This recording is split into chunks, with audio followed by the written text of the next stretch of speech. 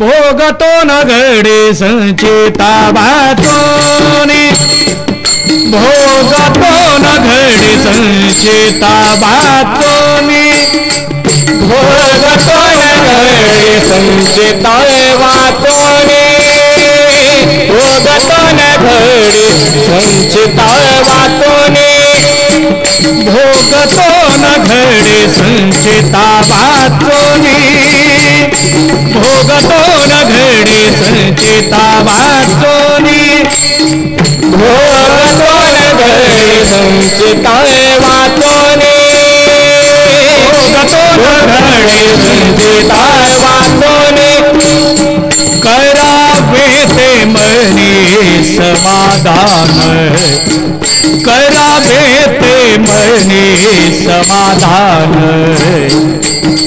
करावे ते मनी समाधान मनवुनी मनी मानू नये खेद मनवुनी मनी मानू नये खेद करावे ते मनी समाधान करावे ते मनी समाधान करावे ते मनी समाधान मनवुनी मनी मानू नये खेद मनवुनी मनी मानू नये खेद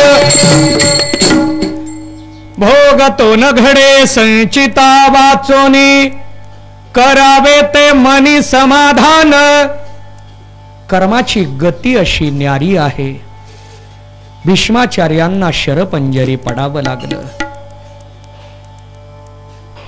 इकडं युद्धाला प्रारंभ झालेला आहे युद्धामध्ये कर्णाला सेनापती पद दिलं शल्याला सेनापती पद दिलं शेवटी दुर्योधनाचा सुद्धा युद्धामध्ये निपात झालेला आहे दुर्योधनाला भीमानी मारलेलं आहे त्याच्या मांडीवर प्रहार केला आणि त्याचं रक्त द्रौपदीच्या केसांना लावलं गेलं भीम ज्या वेळेला तिथून आलेला आहे आणि त्या प्रसंगामध्ये कौरवांचा फक्त दुर्योधन शिल्लक होता सगळं सैन्य संपलेलं आहे अश्वत्थामा दुर्योधनाकडे आला आणि म्हणू लागला मी तुला सुरुवातीपासून सांगत होतो मला सेनापती कर तू मला सेनापती केलं नाही म्हणून पांडव जिवंत आहेत भीष्माचार्यांच्या नंतर द्रोणाचार्यांना कर्णाला शल्याला सेनापती पद दिलं पण मला दिलं नाही अजून सुद्धा वेळ गेलेली नाही मला सेनापती कर अशा विपन्न अवस्थेमध्ये दुर्योधन मनामध्ये हसू लागला सेनाच नाही पती कुणाचा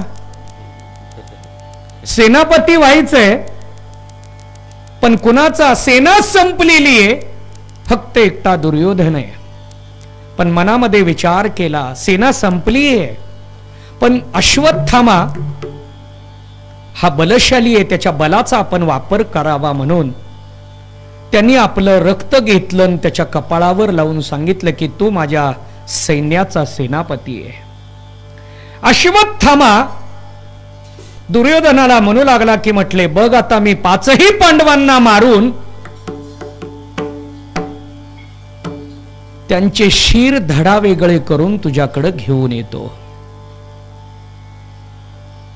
अश्वत्थामा निघालेला आहे कृष्ण परमात्म्याने त्या दिवशी पांडवांना आपल्या स्थानावर झोपू दिलं नाही त्या स्थानावर आपले 5 पुत्र झोपवले द्रौपदीपासून तयार झालेली पांडवांची जी पुत्र होते 5 दिसायला यांच्यासारखेच अर्जुनाचा द्रौपदीकडून झालेला पुत्र अर्जुनासारखा दिसत होता भीमाचा द्रौपदीकडून झालेला पुत्र भीमासारखा दिसत होता असे 5च्या 5 त्या ठिकाणी झोपवले अश्वत्थामा त्या स्थळाकडे आलेला आहे आणि त्यांनी पाहिलं 5 जण झोपलेत म्हणजेच हे 5 पांडव आहेत त्या 5 जणाला मारलं त्यांचे शीर धडा वेगळे केले आणि आनंदामध्ये तो दुर्योधनाकडे आला. दुर्योधनाकडे आल्याबरोबर दुर्योधनाला म्हणू लागला, मी पांडवांचा निपात केलेला आहे, पांडवांना मारून आलो, युद्ध जिंकलं, तुझं युद्ध संपलेलं आहे. दुर्योधन म्हणू लागला, माझा प्राण कंठामध्ये आलेला आहे, प्राण जाण्याची वेळ आली आहे, तू पांडवांना मारलं याचा पुरावा दे. मला बाकी पांडवांपेक्षा भीमाचं फक्त मस्तक दाखव, शिर दाखव. भीमाचं शिर म्हणून त्यांनी जे दाखवलं ते भीमाच्या पुत्राचं होतं, मुलाचं होतं. दुर्योधनाने ओळखलं. दुर्योधन म्हणू लागला, अरे रे, म्हटले तू पांडवांच्या मुलाचा म्हणजे आमच्या या सगळ्या वंशाचा नाश केला. त्यामुळं तिथं त्याही परिस्थितीत अश्वत्थाम्याचा त्याने धिक्कार केला. अश्वत्थाम्याच्या लक्षात आलं की आपल्या हातून चूक झालेली आहे, आता अर्जुन काही आपल्याला ठेवणार नाही, आणि म्हणून तो धावत निघाला. आणि धावत निघाल्यानंतर इकडं द्रौपदीला कळालं की आपली 5ही मुलं अश्वत्थाम्याने मारलेली आहेत. द्रौपदी शोक करू लागली, मोठमोठ्याने तिचा शोक व्यक्त होऊ लागला. आणि त्यावेळेला ती सांगू लागली की ज्यानं कोणी हे केलेलं असेल त्याला ताबडतोब माझ्या समोर उभं करून त्याला शिक्षा द्या. अर्जुनाने सांगितलं, मी आत्ताच्या आत्ता जातो आणि अश्वत्थाम्याला बंदी करून घेऊन येतो. कृष्ण परमात्म्याला बरोबर घेतलं आणि अर्जुन निघालेला आहे. अर्जुन येतोय हे लक्षात आल्यानंतर अश्वत्थाम्याने ब्रह्मास्त्र सोडलं. ब्रह्मास्त्राचा नियम असा असतो की सोडलेलं ब्रह्मास्त्र आवरता येत नाही, त्याला दुसरं ब्रह्मास्त्र सोडावं लागतं आणि मग दोन्ही मिळून आवरावी लागतात. जसं पायात काटा टोचल्यानंतर दुसरा काट्याने तो काटा काढायचा आणि दोन्ही टाकून द्यायचे. ब्रह्मास्त्र ही असंच असतं, दुसरं सोडावं आणि मग दोन्ही मिळून आवरायचे असतात. कृष्ण परमात्म्याने सांगितलं अर्जुनाला की तूही ब्रह्मास्त्र सोड आणि ही दोन्ही आवरून घे. कृष्ण परमात्म्याने ती दोन्ही ब्रह्मास्त्र आवरत असताना जो प्रकाश झाला त्या लख प्रकाशामध्ये अश्वत्थामा दिसला. त्याला बंदी केलं, द्रौपदीच्या समोर हजर केलं. द्रौपदीने ते दृश्य पाहिल्याबरोबर ती म्हणू लागली, अरे रे, तुम्ही याला कशाला बांधून आणलं, त्याला सोडा, हा गुरुपुत्र आहे. अशा दुःखाच्या शोकमग्न अवस्थेमध्ये सुद्धा द्रौपदी म्हणतीये की गुरुपुत्राचा त्रास नको, गुरुपुत्राला आपला त्रास नको, त्याला सोडा, त्याला सोडा असं द्रौपदी म्हणतीये. अर्जुन म्हणायला लागले, काय करावं. भीम म्हणायला लागला, याला आता असं सोडायचं नाही, याला इथंच संपवायचा. अर्जुन म्हणायला लागला मारायचा, द्रौपदी म्हणायला लागली मारायचं नाही. काय करावं विचार चालू झाला. कृष्ण परमात्म्याने द्रौपदीकडे पाहिल्यानंतर कृष्ण परमात्मा अर्जुनाला म्हणायचा, याला सोडा, मारू नका. पण भीमाकडे पाहिल्यानंतर म्हणायचा, नाही, याला सोडायचं नाही, मारलं पाहिजे. अर्जुन म्हणू लागला, मारावं का सोडावं हे तुम्ही स्पष्टपणे सांगत नाही, मग मी काय करू. म्हणजे मारायचंही नाही, सोडायचंही नाही. अश्वत्थाम्याच्या कपाळावर एक रत्न होतं आणि ते रत्न त्याचं काढलं. ज्ञानी मंडळींचा अपमान हीच त्यांची शिक्षा असते, त्यांना तो सहन होत नाही. आणि ती परिस्थिती अश्वत्थाम्याची निर्माण केली आणि अश्वत्थाम्याचं ते रत्न काढून घेऊन अश्वत्थाम्याला सोडून दिलं. अश्वत्थामा त्यावेळेला रागाला आलेला होता आणि त्यानं सुरुवातीला जी ब्रह्मास्त्र सोडली त्यातलं एक त्यानं उत्तरेच्या गर्भाकडे सोडलेलं होतं.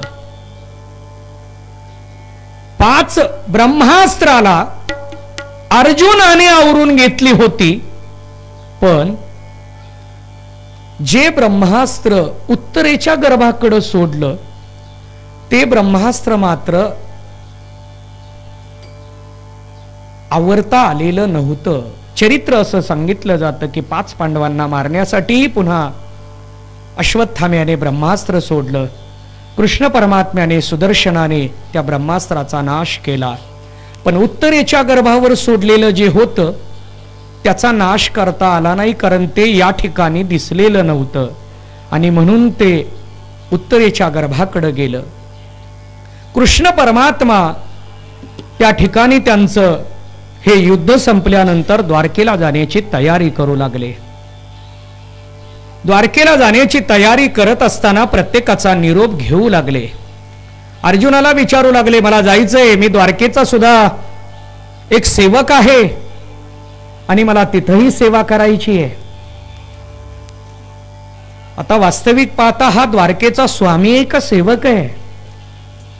द्वारकेचा राणा पांडवा घरी, ज्ञानोबा सांगतात हा राजा आहे, हा स्वामी आहे.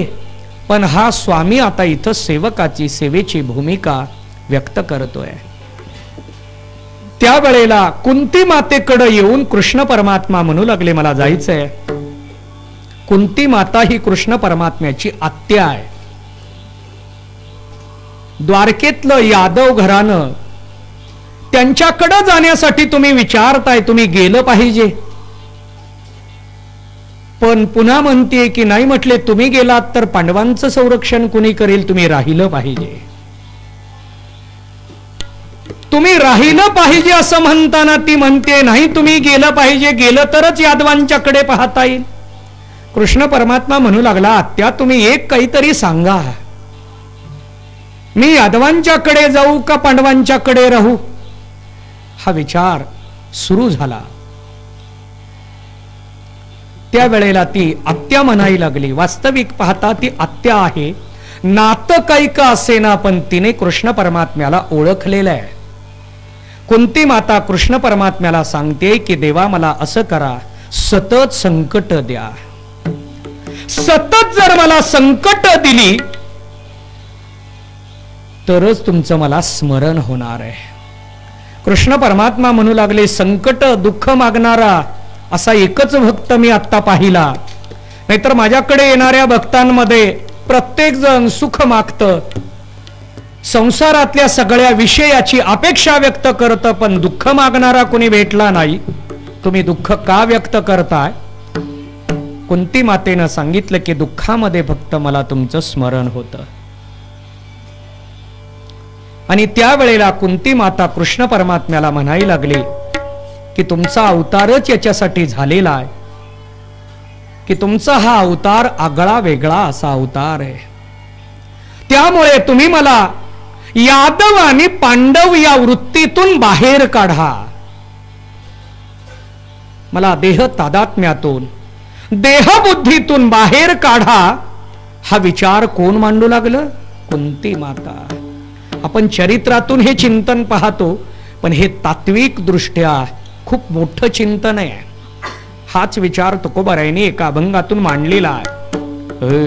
देवा ताईसा करे वो पकार, देवा ताईसा करे वो पकार, देवा ताईसा करे उपकार, देवा ताईसा करे उपकार, देवा ताईसा करे उपकार, देवा ताईसा करे उपकार, देवा ताईसा करे उपकार, देवा ताईसा करे उपकार, देहाचा विसर पाडी मग, देहाचा विसर पाडी मग, देवा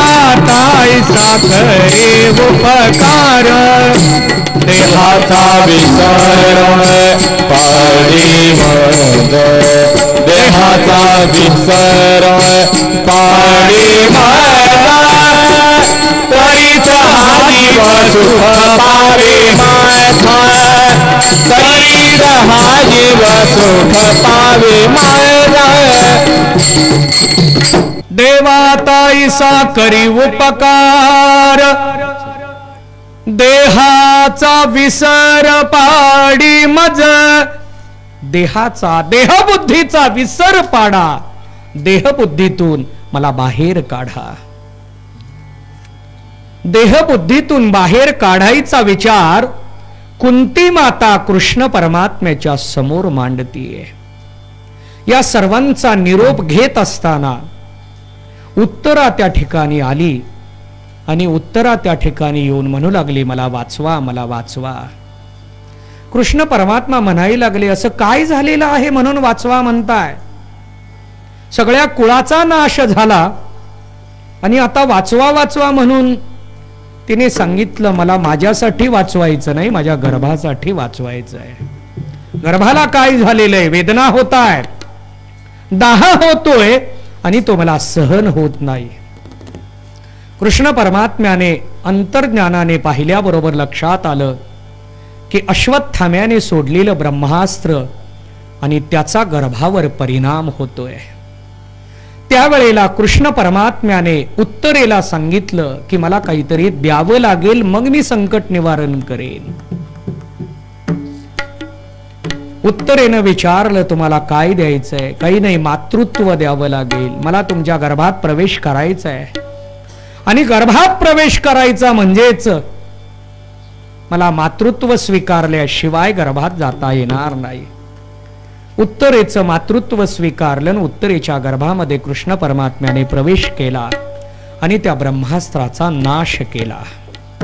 तो ब्रह्मास्त्राचा नाश करत असताना परीक्षितीला गर्भामध्ये देवदर्शन घडलं. कुठं देवदर्शन घडलं? गर्भात. आपण गर्भातून बाहेर आलो आणि पुन्हा जन्म मरण्याच्या फेऱ्यात अडकण्याकडे निघालो तरी आपल्याला दर्शन मिळत नाही, सोडा घ्यावं वाटत नाही.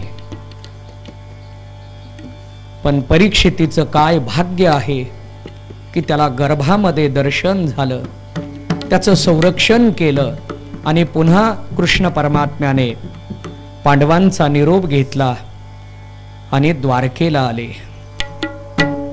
द्वारकेला इकडं 16,000 किती 100 सगळ्या बायका वाट पाहत होत्या कृष्ण परमात्म्याची. आणि त्या ठिकाणी द्वारकेचं राज्य तिथं चालू झालं. इकडं द्वारकेचं राज्य सुरू झालं, परंतु परीक्षितीचा जन्म होत असताना ज्या वेळेला पांडवांच्याकडे कृष्ण परमात्मा होते त्यावेळी धर्मराजाला वेदना होऊ लागल्या, दुःख होऊ लागलं, वाईट वाटायला लागलं की आपल्यामुळे एवढा नरसंहार घडला. त्याला धर्माच्या बाबतीमध्ये उपदेश करण्याची खूप गरज आहे. आणि म्हणून त्यांनी कृष्ण परमात्म्याने विचार केला की धर्मराजाचा हा शोक घालवावा. तो आपण घालवण्यापेक्षा त्यांनी भीष्माचार्यांच्याकडे त्यांना आणलं. भीष्माचार्यांना सांगितलं की हा शोक करतोय. त्यावेळेला भीष्माचार्यांनी धर्म कशाला म्हणावं, धर्म कसा पालन करावा, हा सगळा विचार धर्मराजाला म्हणजेच युधिष्ठिराला सांगितला. आणि तो झाल्यानंतर भीष्माचार्य कृष्ण परमात्म्याला म्हणू लागले की माझी आता जाण्याची वेळ आलेली आहे. आपण मला उत्तरायणाची वाट पाहायला सांगितली होती आणि म्हणून मी थांबलो होतो. कृष्ण परमात्म्याला सांगितलं की तुम्ही माझ्या पायाकडे या. भीष्माचार्यांनी कृष्ण परमात्म्याला पायाकडे उभं केलं. म्हणजे पायाकडे उभं करणारा महान भगवत भक्त म्हणजे भीष्माचार्य. आपण देवाच्या पायाकडे आपलं डोकं नेतो, पण आचार्यांनी आपल्या पायाकडे देवाला उभं केलं. ही सामान्य ताकद नाही. प्रत्येक युगामध्ये एकेकाने देवाला उभं केलेलं आहे. कृत, त्रेता, द्वापार आणि कली. कृतयुगामध्ये ध्रुवानी देवाला उभं केलं. त्रेतायुगामध्ये शबरीने देवाला उभं केलं. द्वापार युगामध्ये भीष्माचार्यांनी देवाला उभं केलं आणि कलियुगामध्ये पुंडलिकाने देवाला उभं केलं. प्रत्येक युगामध्ये एकेकाने देवाला उभं केलं, पण यामध्ये तिघांनी उभं केलं ते स्वतःच्या विचाराने, स्वतःसाठी उभं केलं. ध्रुव बाळांनी उभं केलं ते जगासाठी का स्वतःसाठी? स्वतःसाठी. शबरीने उभं केलं कुठं? ज्या वेळेला मातंग ऋषीच्या आश्रमामध्ये देव भेटायला आले, प्रभू रामचंद्र शबरीकडे आले, त्यावेळेला शबरीने देवाला उष्टी बोरं खाऊ घातली असं चरित्र आपण पाहतो. आणि शबरीनं देवाला सांगितलं की देवा तुम्हाला आता जाता येणार नाही, तुम्ही गेल्यानंतर मला अग्नी कोण देणार? मला अग्नी द्यायला तुम्हाला थांबावं लागेल. शबरीने आपला देह ठेवला आणि त्या ठिकाणी शबरीला चिता देण्याचं काम देवाने उभं राहून केलं. म्हणजे शबरीने देवाला उभं केलं. भीष्माचार्यांनी उभं केलं ते स्वतःसाठी, पण पुंडलिकांनी उभं केलं ते जगासाठी. हा फरक आहे. केवळ उभं केलं नाही तर त्या देवाकडून एक प्रस्ताव मंजूर करून घेतला. मूढ पापी जैसे तैसे, मूढ पापी जैसे तैसे, मूढ पापी जैसे तैसे, मूढ पापी जैसे तैसे,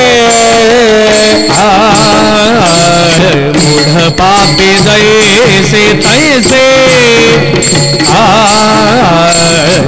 मूढ पापी जैसे तैसे, मूढ पापी जैसे तैसे, मूढ पापी जैसे तैसे, उत्तरी कासे लावणे, उत्तरी कासे लावणे, पुंडलिके दे धला बरा,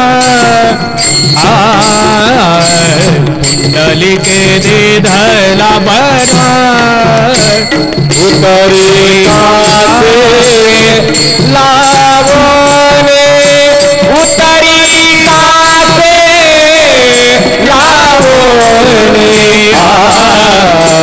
पुंडलिके विठला बरा, पुंडलिके विठला बरा.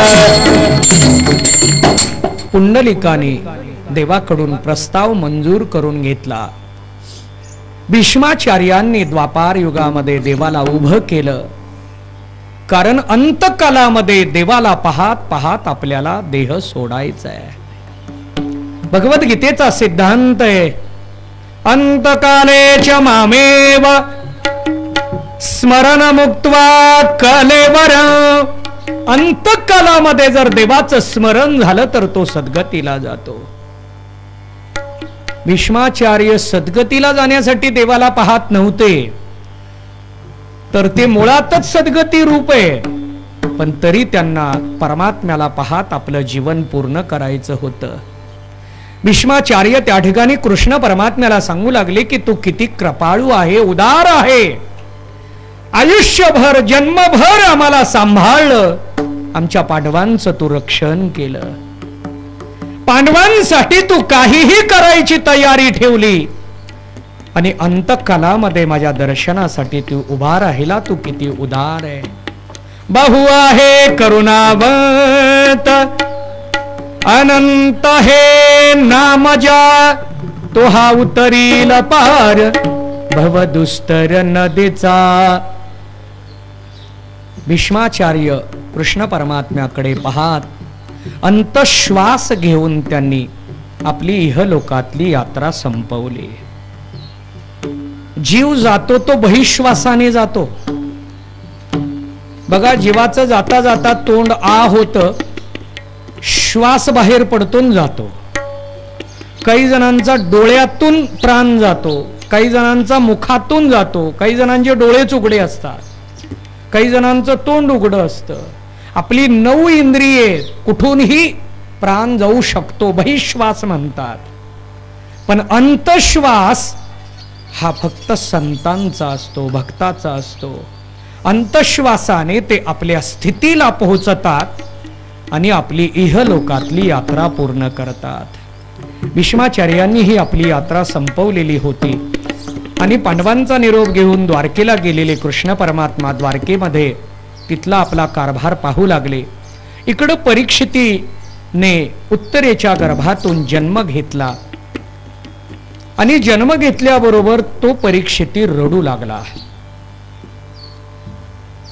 परीक्षिती एवढा रडू लागला की त्या बाळाला रडणं त्याचं थांबवण्यासाठी प्रत्येकाचा प्रयत्न सुरू झाला. बघा, बाळ रडायला लागलं की लगेच चर्चा होते. आजोबाचं नाव ठेवा, गप्प बसेल. मुलगी असेल तर आजीचं नाव ठेवा, गप्प बसेल. घरातले जुने विचार समोर येतात आणि त्यातून तो प्रयोग चालू होतो. परीक्षितीसाठी सगळे प्रयत्न संपले, पण परीक्षिती काही गप्प बसेना. कारण त्यानं गर्भामध्ये ज्याचं रूप पाहिलं होतं, दर्शन केलं होतं, त्याचीच तो बाहेर आल्यानंतर अपेक्षा करू लागला. पण बोलता येत नाही, बाल्य अवस्था आहे, नुकतंच जन्मलेलं बाळ आहे, तो सांगणार कसं? पण ज्या ज्या वेळेला पांडवांना संकट येईल त्या त्यावेळी ते काय करायचे? काही नाही, देवाचा धावा करायचा. मोहे धाव घाली पाना, नाम घेता पंढरी राना. या लीला लागवी परमात्म्याचा स्वभावच असा आहे. आर्त भावनेतून जर देवाचा धावा केला तर तो हजर राहतो. आणि कृष्ण परमात्मा त्या ठिकाणी प्रगट झाले. देवाला पाहिल्याबरोबर परीक्षितीचं रडणं थांबलं. धर्मराजाचा राज्यकारभार सुरू झाला. धर्मराजाचा कारभार म्हणजे धर्माच्या अनुषंगानं सुरू होता आणि असा कालावधी समोर आला की जगातला व्यवहार बदलला. कलीला प्रारंभ होतोय हे लक्षात आलं. कारण प्रत्येकाला वेगवेगळा अनुभव येऊ लागला आणि या अनुभवामध्ये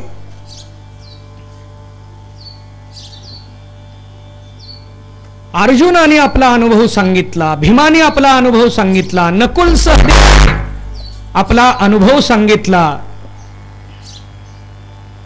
अनुभव सांगत असताना प्रत्येक जण कलीचं दर्शन सांगू लागलं. भीमाने सांगितलं, मी एक गाय पाहिलीये, त्या गायीने वासराला जन्म दिला.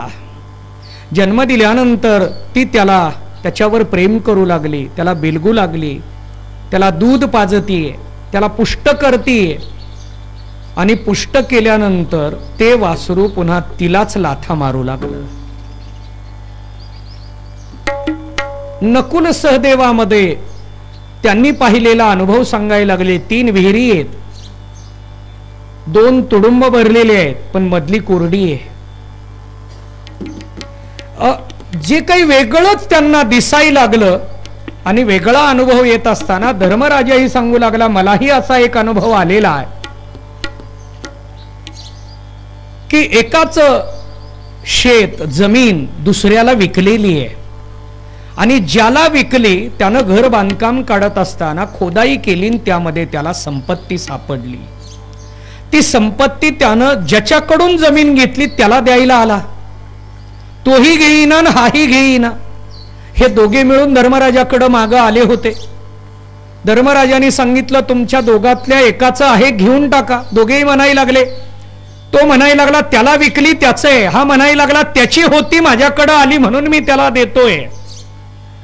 पण काही दिवस झाल्यानंतर दोघे आपापले वकील घेऊन धर्मराजाकडे, नाही म्हटले ते माझंच आहे. हाही म्हणू लागला माझं आहे आणि तोही म्हणू लागला ती संपत्ती माझी आहे.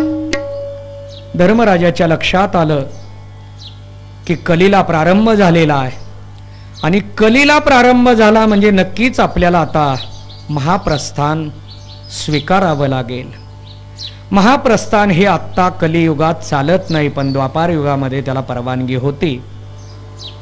या अगोदर महाप्रस्थानाचा विचार होत असताना विदुर त्या ठिकाणी आले आणि त्याने धृतराष्ट्र आणि गांधारीला सांगितलं, कुणाकडे राहताय? ज्यांनी तुमच्या 100 मुलांना मारलं त्यांच्याकडे राहताय. मग काय करावं? वनामध्ये निघून जावं. त्यांनी वनामध्ये जायचं ठरवलं आणि एके दिवशी न सांगता तेही निघून गेले. धर्मराजा त्यांचा शोध घेऊ लागला. विदुरांनी त्यांना सांगितलं की ते आता आपल्याला सापडणार नाही, ते हिमालयाकडे गेलेले आहेत आणि त्यांचा विचार त्यांना करू द्या. या पांडवांनी सुद्धा विचार केला की कलीला प्रारंभ होतोय आणि त्यामुळे आपल्यालाही जावं लागणार आहे. आणि म्हणून यांनी परीक्षितीला राजसिंहासनावर आरूढ केलं, राज्यकारभार त्याच्यावर सोपवला आणि यांनी जायची तयारी केली. 5 पांडव आणि द्रौपदी निघाली.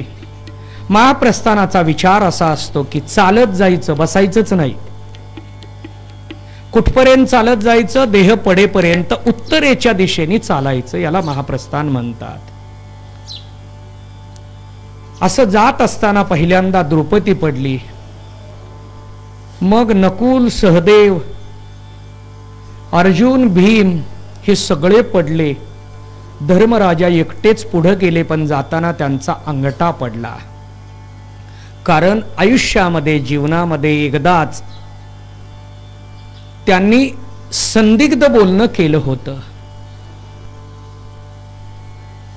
नरो वा कुंजरो. अश्वत्थामा मारला गेला. द्रोणाचार्यांना मारण्यासाठी कृष्ण परमात्म्याने एक युक्ती मांडली होती आणि त्यावेळेला अश्वत्थामा नावाचा हत्ती मारला आणि अश्वत्थामा मेला. अश्वत्थामा मेला. द्रोणाचार्यांनी विचार केला, अफवांवर विश्वास ठेवण्यापेक्षा धर्मराजाकडे जाऊ. धर्मराजाने सांगितलं, नरो वा कुंजरो. नर का कुंजर मला माहित नाही, पण तिथं कृष्ण परमात्म्याने भला मोठा आवाज निर्माण केला होता.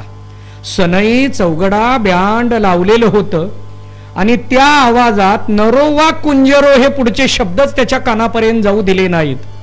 असं चरित्र आपल्याला पाहायला मिळतं. आणि म्हणून युधिष्ठिराचा धर्मराजाचा अंगठा पडला आणि त्यांनी महाप्रस्थान केलं. परीक्षिती आपलं राज्य चालवत असताना सचिल सद्विचारातून प्रजेचं कल्याण व्हावं अशाच पद्धतीचा तो राजा होता. आणि असा राज्यकारभार चालवत असताना त्याला कली भेटला. कली भेटल्याबरोबर कलीला मारण्यासाठी परीक्षितीने धनुष्य काढला. कली शरण आला आणि कली शरण आल्यामुळे परीक्षितीने त्याला अभय दिलं, सांगितलं की म्हटले सांग तुला काय पाहिजे. नाही म्हटले तुमच्या राज्यामध्ये मला स्थान द्या. परीक्षिती म्हणू लागले माझ्या राज्यामध्ये तुला राहण्याचा अधिकार नाही, माझं राज्य सोडून तू जायला पाहिजे. त्यावेळी कली म्हणू लागला सगळं सार्वभौमत्व तुमच्याकडे आहे, तुमचं राज्य सोडून मी दुसरीकडे कुठं जाऊ.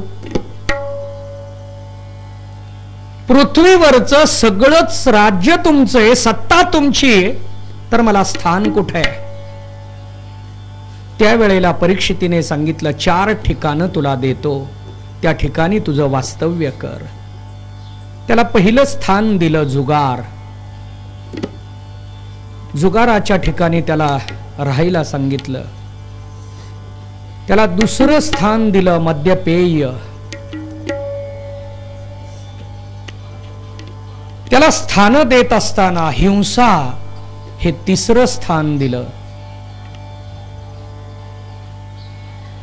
आणि त्याला चौथं स्थान दिलं चोरी. चोरीच्या ठिकाणी, हिंसेच्या ठिकाणी, जुगाराच्या ठिकाणी त्याला वास्तव्य दिल्यानंतर तो म्हणू लागला की या 4 ठिकाणी तुम्ही मला स्थान म्हणून माझा तुम्ही विचार करताय, पण इथं दुराचारी दुष्टच येत आहेत. सज्जनासाठी एखादं तरी स्थान, चांगलं एखादं तरी स्थान सांगा. त्यावेळी त्यांनी सांगितलं की तू सोन्यामध्ये राहू शकतो. त्याला सुवर्णाचं एक स्थान दिलं आणि तिथंच कलीने परीक्षितीच्या जीवनामध्ये प्रवेश केला. कारण परीक्षितीच्या मस्तकावर मुकुट होता तो सोन्याचा होता. परीक्षिती तिथून निघाला आणि तहान लागली म्हणून शमी ऋषीच्या आश्रमामध्ये आला. शमी ऋषी ध्यानस्थ बसले होते. समोर एक साप मेलेला पडलेला होता आणि परीक्षिती पाहतायत. मला पाहून डोळे मिटलेले आहेत का म्हणून त्यांनी समोरचा साप बाणाने उचलला आणि त्या शमीच्या गळ्यात घातला. शमी ऋषीच्या गळ्यामध्ये तो साप घातल्याबरोबर परीक्षिती तिथून निघून आले. शमीचा पुत्र म्हणजे शृंगी, तो शृंगी त्या ठिकाणी आला. त्या शृंगीने त्यांना पाहिलं आणि शृंगीने पाहिल्याबरोबर त्यांनी शाप दिला. ज्याने कोणी हे कृत्य केलं असेल त्याला 7 दिवसानंतर 7 दिवसामध्ये दक्षकाचा दंश होईल आणि त्याचा नाश होईल. शमी देहावर आले. घडलेला प्रकार त्यांना शृंगीने सांगितला आणि मी शाप दिला असंही त्यांनी सांगितलं.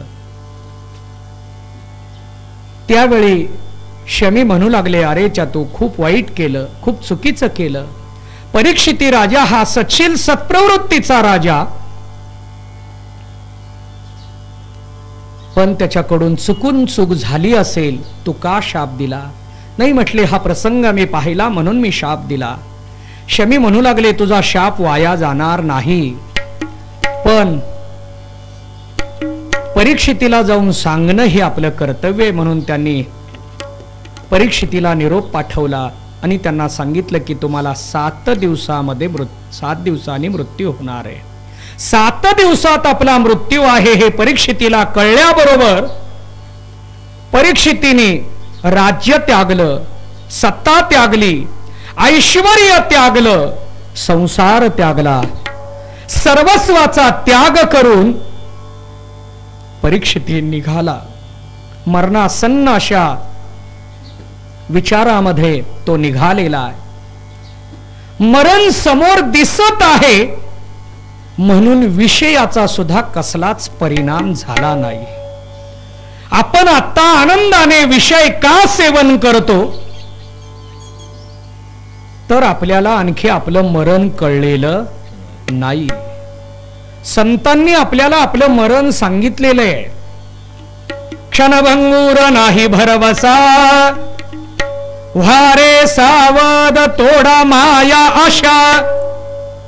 आपला देह क्षणभंगूर आहे, संपणारा आहे, देह पडणारा आहे, मरणारा आहे, पण तरी सुद्धा आपल्याला हा मरणारा वाटत नाही म्हणून याला आम्ही सजवतो, या देहाला आम्ही नटवतो, या देहाला धष्टपुष्ट करतो आणि या देहावर आसक्त होऊनच त्याच्या मागे धावण्याचा आम्ही प्रयत्न करतो.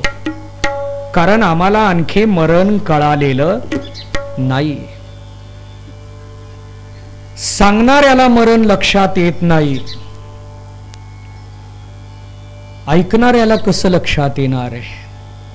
आम्ही कीर्तनकार मंडळी 2-2 महिन्याच्या तारखा घेतो. जरी प्रमाण म्हणत असलो क्षणभंगूर नाही भरवसा, तरी 2 महिन्याच्या तारखा घेतलेल्या असतात. नक्की तुमच्या कार्यक्रमाला 2 महिन्यानंतरच्या कार्यक्रमाला हजर राहू,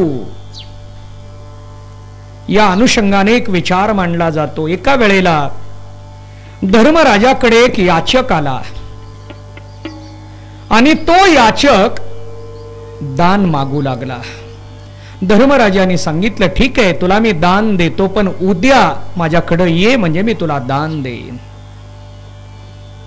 हे भीमाने ऐकलं आणि भीम जाऊन ढोल वाजवू लागला. सगळं राज्य जमा केलं, लोक जमा केले. धर्मराजा युधिष्ठिर विचार करू लागला की भीम हा काय करतोय, हे काय चाललेलं आहे.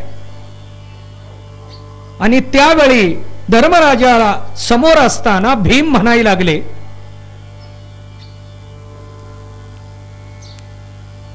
की आमच्या धर्मराजाला, आमच्या युधिष्ठिराला उद्यापर्यंत मी जगणार आहे याचा विश्वास आहे. त्या याचकाला उद्या ये असं सांगितलेलं आहे, म्हणजेच उद्यापर्यंत धर्मराजा जगणार आहेत. चूक धर्मराजाच्या लक्षात आली, त्यांनी ताबडतोब याचकाला बोलवून त्याला दान देऊन टाकलं. मृत्यू समोर असेल तर विषय गोड लागत नाहीत. म्हणून आजारी असलेली व्यक्ती ऍडमिट झाल्यानंतर दवाखान्यामध्ये आपण काही खायला द्यायला लागलं तर ती नकोच म्हणते. काही गोड लागेना, काही गोड लागेना, काही खाऊ वाटेना, काही खाऊ वाटेना, जास्त जात नाही. इतर वेळचं जेवण आणि हॉस्पिटल मधलं जेवण वेगळंच आहे. खूप कमी जातं का? मरण दिसत असतं, आजार दिसत असतो, रोग दिसत असतो.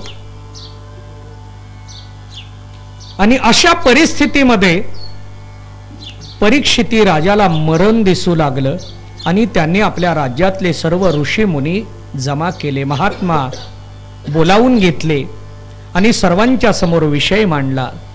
मरण चुकवायचं असेल तर काय करावं? मरण कुणालाच चुकवता येत नाही. मरण प्रत्येकाला आहे. मग काही जण प्रश्न विचारतात, मरण चुकवता येत नसेल तर कथा कशासाठी? मरण चुकवता येत नसेल तर कीर्तन भजन कशासाठी? मरण चुकवता येत नसेल तर वारी सत्संग पारायण सप्ताह कशासाठी? मरण चुकवण्यासाठी हे नाही, मरणाची भीती घालवण्यासाठी हे सगळं आहे. कसं मरण स्वीकारावं याच्यासाठी सत्संग आहे. काही जण म्हणतील कसं तरी मरायचंच आहे ना, कसं मरावं हा विचार का? कसं मरावं म्हणजे अपघाताने मरावं, नैसर्गिक मरावं, आजाराने मरावं, दुर्धर अशा मोठ्या रोगाने मरावं, कसं मरावं याचा विचार म्हणजे अंतकाल कसा व्हावा, अंतकालाचा विचार आपल्या समोर जो मांडला तो अंतकालामध्ये जसं स्मरण असेल तशी पुढे गती प्राप्त होते. म्हणून मरणाचा विचार.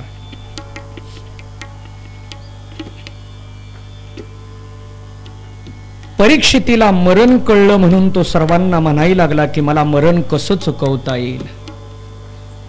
पण परीक्षितीला कुणीच सांगेना की मरण चुकवता येतं.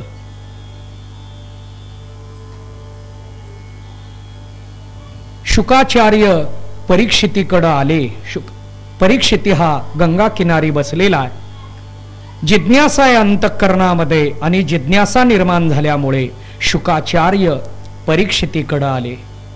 परीक्षितीने शुकाचार्यांचं स्वागत केलं, शुकाचार्यांचं दर्शन घेतलं आणि शुकाचार्यांना आसनस्थ करून त्यांच्याबरोबर संवादाला प्रारंभ केला.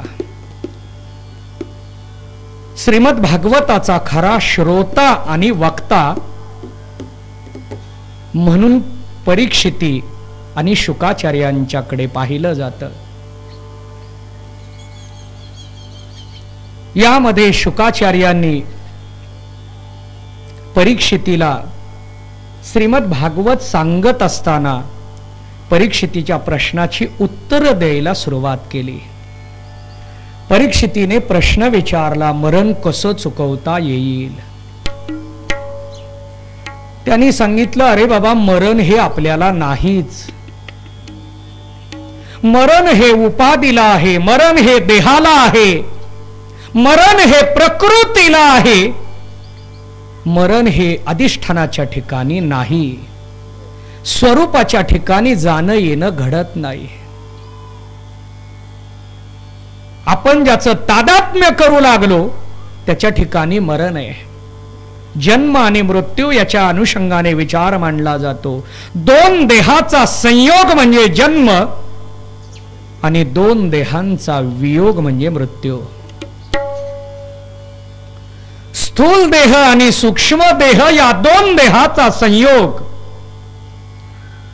इथं आता स्थूल देह कशाला म्हणावं, सूक्ष्म देह कशाला म्हणावं, हाही विचार आपल्या समोर येणार आहे. पंचमहाभूताच्या 25 तत्वापासून जो झाला त्याला स्थूल देह असं म्हटलं जातं.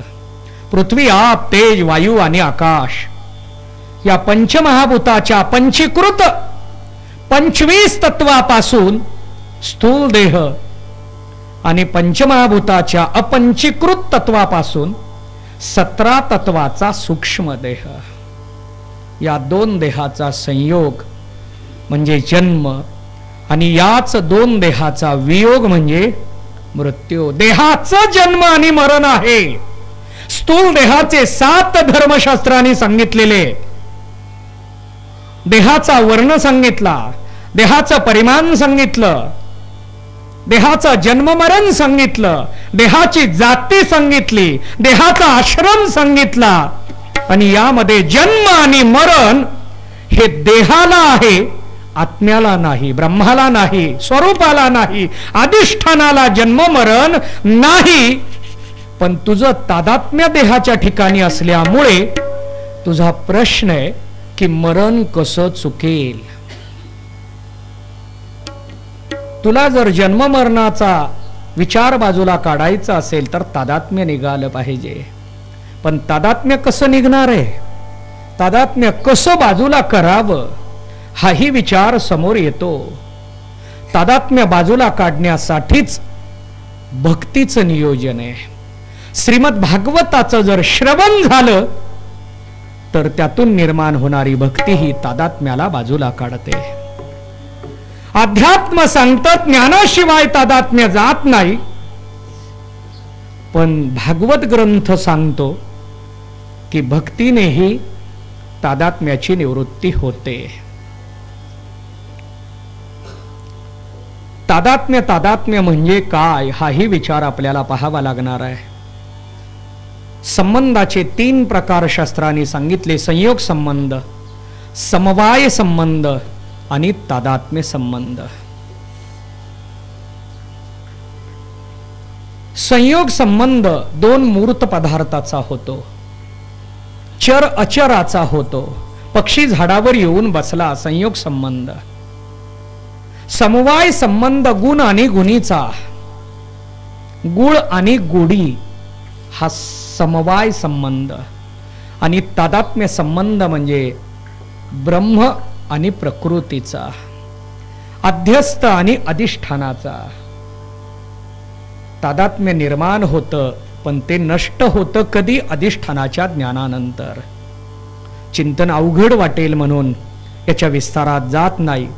पण परीक्षितीला शुकाचार्य त्यांच्या प्रश्नाची उत्तरं देऊ लागले. वास्तविक पाहता शुकाचार्य हे महान भगवत भक्त आहेत. शुकाचार्यांच्या बाबतीमध्ये असं चिंतन आहे की गायीची धार काढायला लागल्यानंतर धार काढायला जेवढा वेळ लागतो तेवढा सुद्धा वेळ ते एका जागी स्थिर थांबत नाही, तेवढाच वेळ ते स्थिर थांबतील. एवढा कमी वेळ एका जागी थांबणारे शुकाचार्य परीक्षितीला भागवत सांगायला तयार झाले. का? परीक्षितीच्या वंशामध्ये त्यांनी अन्न प्राशन केलेलं होतं. म्हणजेच पांडवांनी ज्या वेळेला अश्वमेध यज्ञाचं आयोजन केलं त्या अश्वमेध यज्ञामध्ये भोजनावळी होत्या आणि त्यामध्ये एक भाताचा शीत कण शुकाचार्यांनी खाल्लेला होता. त्या ऋणातून मुक्त होण्यासाठी पुढं पांडवांच्या वंशातील म्हणजेच अर्जुनाच्या नातवाला भागवत सांगून त्या ऋणातून मुक्त होण्याचा त्यांनी प्रयत्न केला. अन्नदानाचं हे श्रेष्ठत्व आहे. अन्नदान का करावं? अन्नदानाच्या बाबतीमध्ये असा विचार आपल्या समोर मांडला जातो.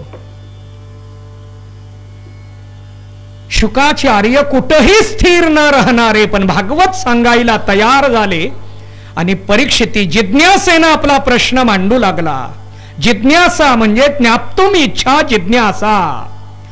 ज्ञानप्राप्तीची तीव्र तळमळ ज्याच्या अंतःकरणामध्ये आहे त्याला जिज्ञासू भक्त असं म्हटलं जातं.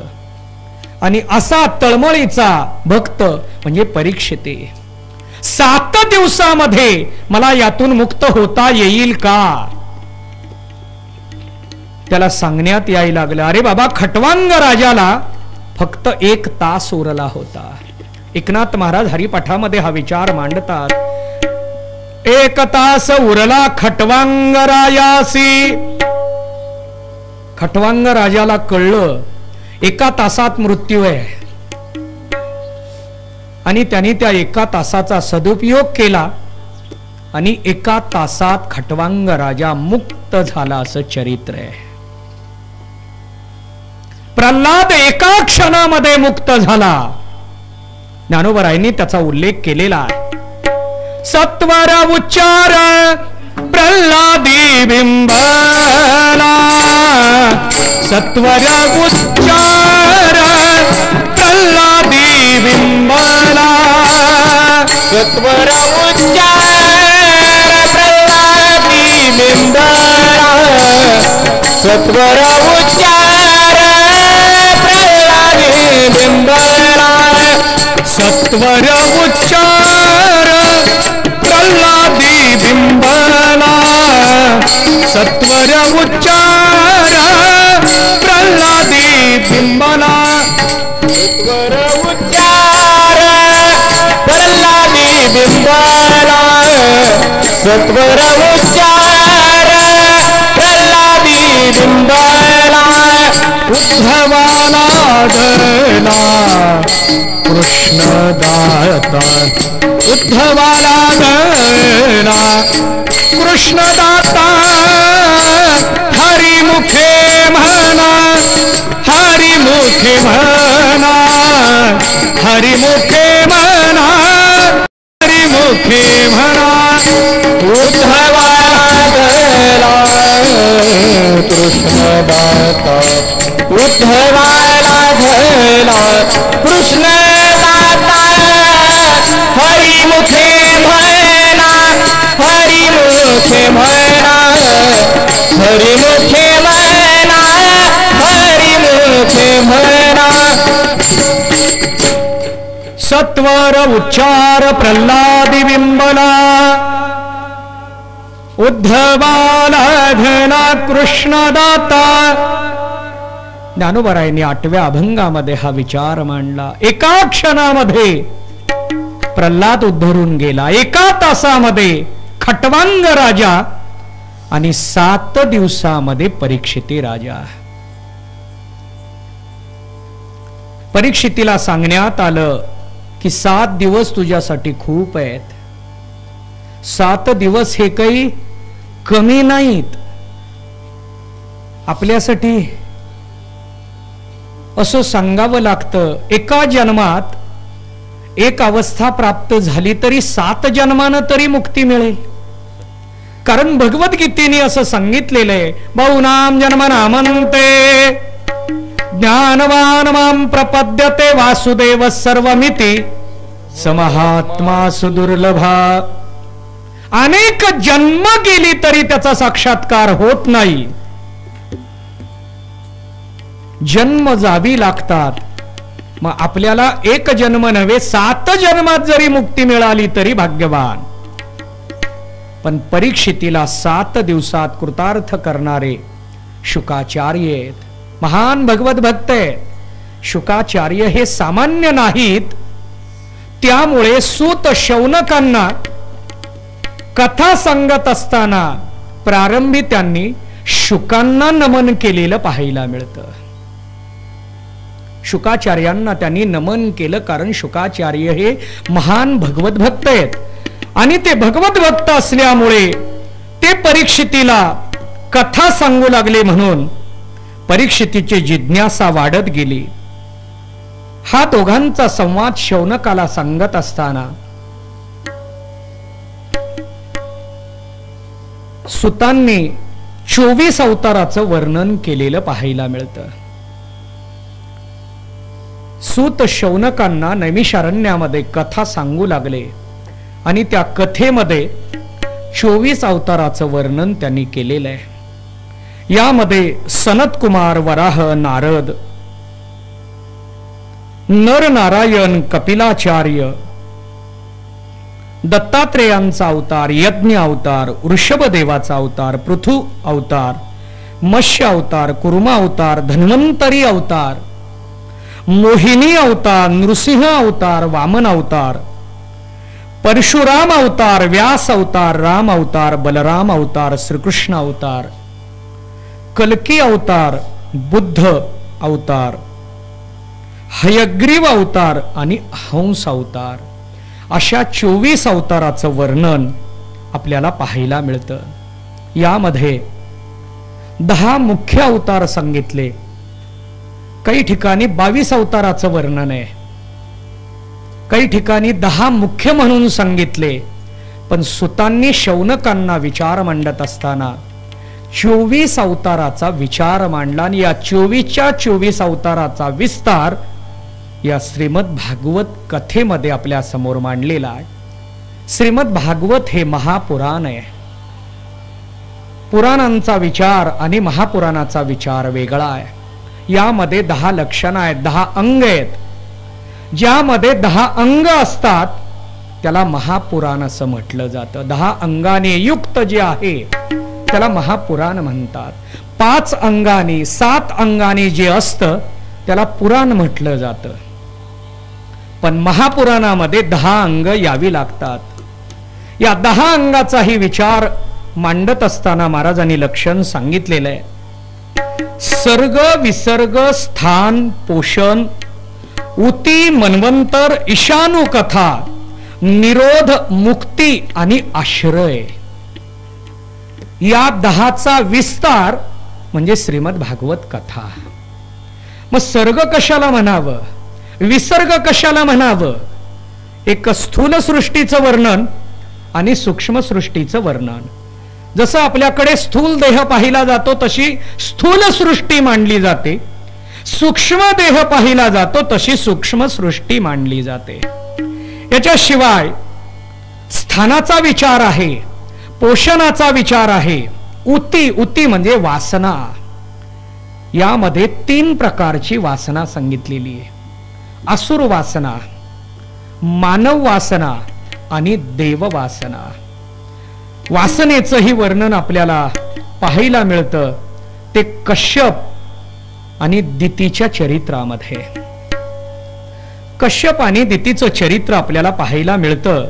यामध्ये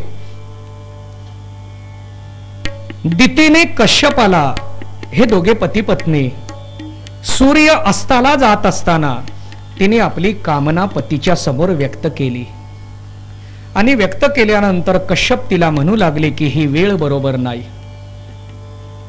पण दितीचा आग्रह जास्त होऊ लागला म्हणून त्यांनी तिची कामना पूर्ण केली आणि नंतर दितीला पश्चाताप होऊ लागला. त्यावेळेला कश्यप तिला सांगायला लागले की तू तुझाच विचार पूर्ण करून घेतला म्हणून तुझ्या पोटी असुर जन्माला येईल आणि तो पुढे जन्माला हिरण्याक्ष आणि हिरण्यकश्यपू.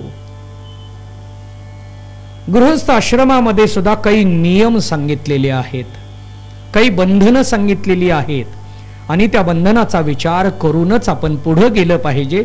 असा गृहस्थ आश्रम आहे. बाकीच्या आश्रमाला तर नियम आहेतच, पण गृहस्थ आश्रम म्हणजे केवळ विषयाचं सेवन करणं म्हणजे गृहस्थ आश्रम नव्हे. बऱ्याच जणांना असं वाटतं की संसार म्हणजे काय, विषयाचं सेवन करण्यासाठी स्वीकारला जाणारा जो तो संसार. मुक्त कंठाने स्वैर पद्धतीने विषयाचं सेवन करण्यासाठी संसार हे व्यासपीठ वापरलं जातं. संसाराचा स्वीकार केला तो कशासाठी केला? आम्हाला विषय आवरले जात नाहीत आणि म्हणून आम्ही संसाराचा आधार घेतो. दितीलाही तसंच वाटलं आणि ती दिती विषयासक्त जीवाची भूमिका आहे. विषयासक्त जीव हा वेळ पाहत नाही, स्थान पाहत नाही,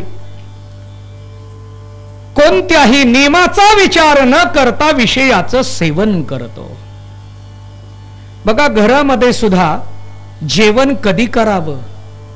सूर्य अस्ताला जाताना या सायंकाळामध्ये जेवण करू नये असं सांगितलेलं आहे. या काळामध्ये घरातली झाडलोट सुद्धा होऊ नये हा विचार सांगितलेला आहे. पण आत्ताच्या काळामध्ये आम्ही पुरोगामित्वाकडे निघालो म्हणून हा विचार कुणी मानायला तयार होत नाही. बघा, पूर्वी हा विचार होता म्हणून प्रत्येक घरामध्ये संस्कार होते, विचार होते, शांती होती, सहनशीलता होती, मोठ्यांच्या विषयी आदर होता आणि समाधान होतं. पण अलीकडच्या काळामध्ये यातलं एकही कुटुंबामध्ये दिसत नाही. याला कारण आम्ही जुन्या प्रथा परंपरा या अंधश्रद्धा म्हणून बाजूला काढू लागलो. हे एकच कारण आहे. झाडलोट संध्याकाळच्या वेळेला करू नये. झाडलोट करताना सुद्धा कुठून कुठं करावं? कसंही झाडून चालत नाही. झाडण्याची सुद्धा पद्धत आहे. कोणत्या बाजूने कचरा घेऊन जायचा आहे, कुठून माघारी आणायचा का कुठं न्यायचा, यालाही शास्त्र आहे. यालाच गृहस्थ आश्रम म्हणावं. आपले पांढरे झाले तरी आपल्याला कुठून कुठं झाडावं काय? दितीला हा विचार लक्षात आला नाही म्हणून तिला पश्चातापाची पाळी तिच्या समोर आली. कश्यपाने तिला सांगितलं की म्हटले, तू खूप मोठा अपराध केला आणि अवेळी तू तुझी इच्छा पूर्ण करून घेतली. तिला सांगितले, तू 1 वर्षाचं तप कर. ती म्हणायला लागली, मला याला मार्ग काय? तिला सांगितलं, तू काहीही काळजी करू नको, तुला पश्चाताप झालेला आहे, त्यामुळे तुला नातू होईल, तो तुझ्या सर्व कुळाचा उद्धार करणारा ठरेल, तो म्हणजे भक्त प्रल्हाद. भक्त प्रल्हाद हा दितीच्या कुळातच पुढे जन्मला. इकडं दितीला हिरण्याक्ष आणि हिरण्यकश्यपू हे जन्मले. यांचं चरित्र सांगितलं जातं. हे कोण आहेत? वैकुंठामध्ये देवाचे द्वारपाळ आहेत, जय आणि विजय नावाचे. एका वेळेला सनत कुमार वैकुंठामध्ये भगवंताच्या दर्शनाला आले आणि ते दोघेही दर्शनाला आल्यानंतर देव विश्रांती करत होते म्हणून त्यांनी सनत कुमारांना आतमध्ये जाण्यासाठी प्रतिबंध केला. देव विश्रांती घेतायत आणि विश्रांती घेतायत म्हणून तुम्ही आत्ता जाऊन त्यांची विश्रांती भंग करू नका, तुम्ही थांबा. सनत कुमार म्हणायला लागले, आम्हाला प्रतिबंध करणारा, अडवणारा तू कोण? जय विजय काही ऐकेनात म्हणून सनत कुमारांनी त्यांना शाप दिला. तुम्ही असुर योनीमध्ये जन्माला जाल आणि 3 जन्म तुम्हाला घ्यावे लागतील. 3 जन्म घ्यावे लागतील म्हटल्यानंतर त्यांनी उशाप मागितला आणि तो उशाप त्यांना दिला की तुम्हाला सोडवायला, तुम्हाला घेऊन जाण्यासाठी, त्या योनीतून मुक्त करण्यासाठी प्रत्यक्षात परमात्म्याला म्हणजे देवाला यावं लागेल. देव तुमच्याकडे येतील आणि तुम्हाला त्यातून मुक्त करतील.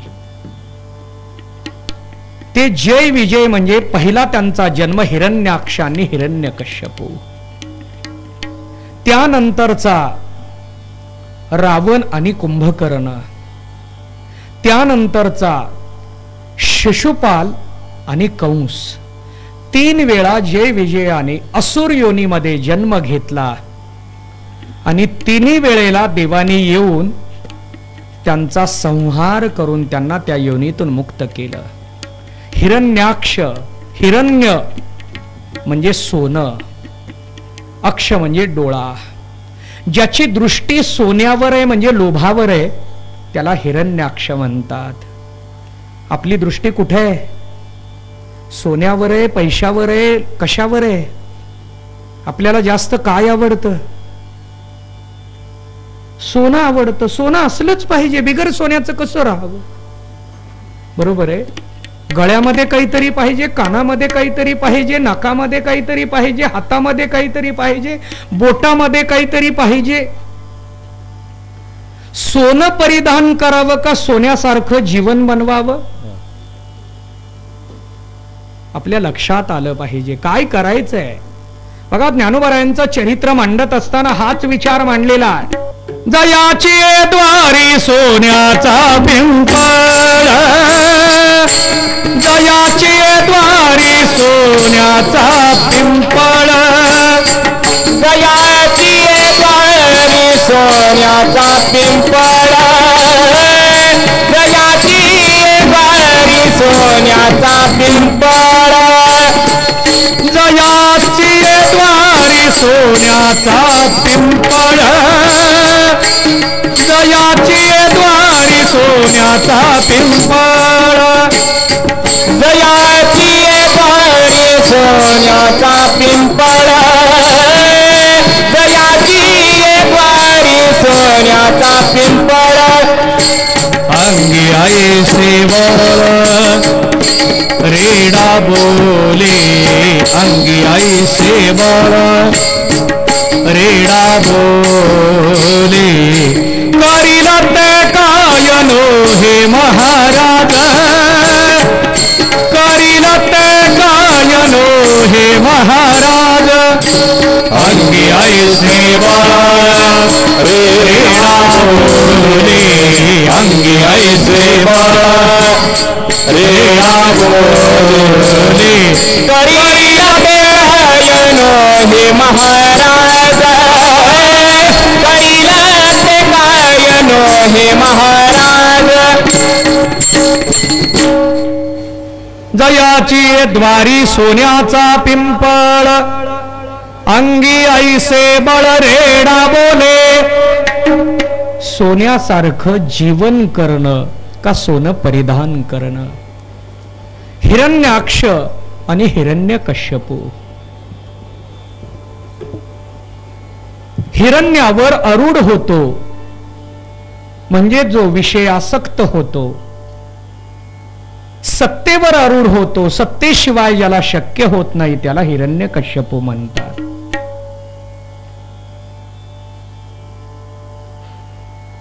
ब्रह्मदेवाच्या नाकातून वराहाचा जन्म झाला आणि तो वराह हळूहळू मोठा होऊ लागला. वराह पृथ्वीवर प्रेम करणारा प्राणी आहे. वराह म्हणजे लांब तोंड्या म्हणतो आपण. या वराहाचे सगळे अवयव पृथ्वीच्या दिशेने खेचलेले. पृथ्वीवर प्रेम करणारा प्राणी, याचं खाणं काय आहे? घाण आहे.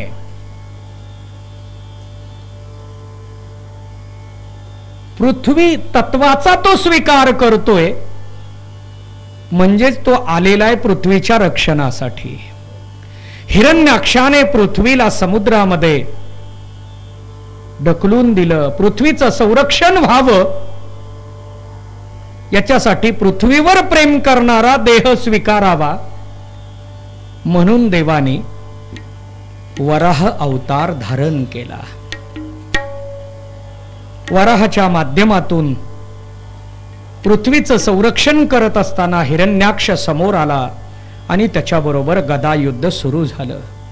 तुंबळ असं दोघांचं युद्ध झालं आणि त्या युद्धामध्ये हिरण्याक्षाचा वध करून वराहाने हिरण्याक्षाला संपवलं. हिरण्याक्षाला संपवल्यानंतर त्या ठिकाणी हिरण्याक्षाची माता शोक करू लागली. त्यावेळेला हिरण्यकश्यपूने मातेचं सांत्वन केलं आणि तिला सांगितलं की म्हटले, ज्यानं हिरण्याक्षाला मारलेलं आहे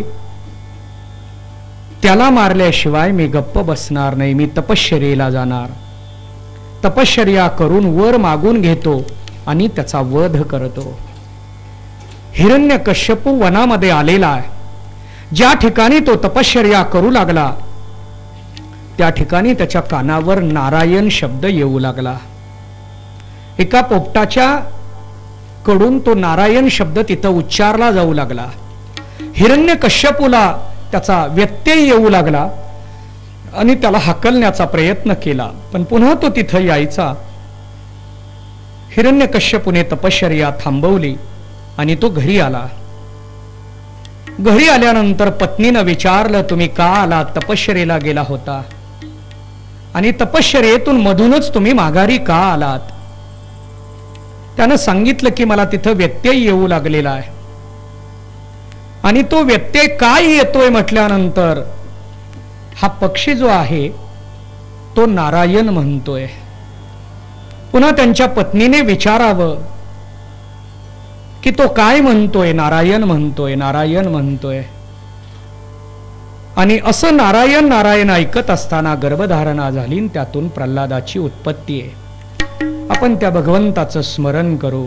श्रीकृष्ण गोविंद हरे मुरार, हे नाथ नारायण वासुदेव. श्रीकृष्ण गोविंद हरे मुरारी, हे नाथ नारायण वासुदेव.